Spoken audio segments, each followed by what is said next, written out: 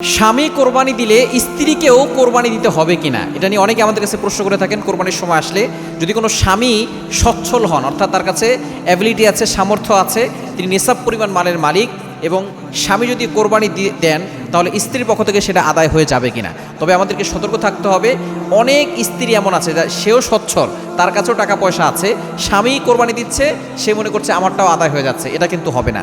স্বামী যদি সচ্ছল হয়, স্বামীর উপরে কোরবানি ওয়াজিব, সেও কোরবানি দিবে।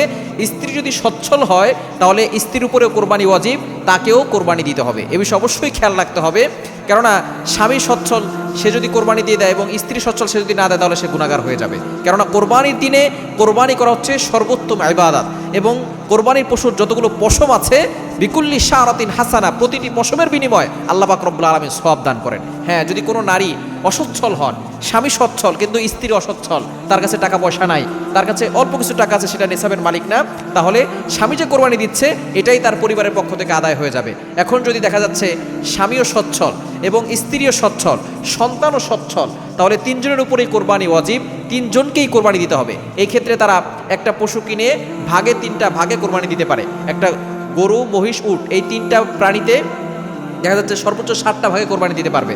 একটা গরু কিনে স্বামী এক ভাগ, স্ত্রী এক ভাগ, যদি সন্তান থাকে সন্তান এক ভাগ, এভাবে করে তারপরে তারা কোরবানি দিতে পারবে।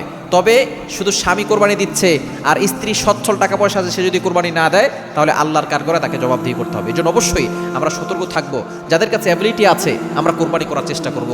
এই কোরবানির দিনে কোরবানি করা সর্বোত্তম ইবাদত এবং আল্লাহর জন্য নহর করা, এটা আল্লাহ পাক রব্বুল আলামিনের কাছে পছন্দনীয় একটি কাজ। এজন্য যাদের অ্যাবিলিটি আছে আমরা সকলেই দেওয়ার চেষ্টা করব, এবং আমরা এই গোস্তগুলো গরিব অসহায় মানুষ যারা আছে তাদেরকে দেওয়ার চেষ্টা করবো ইনশাআল্লাহ।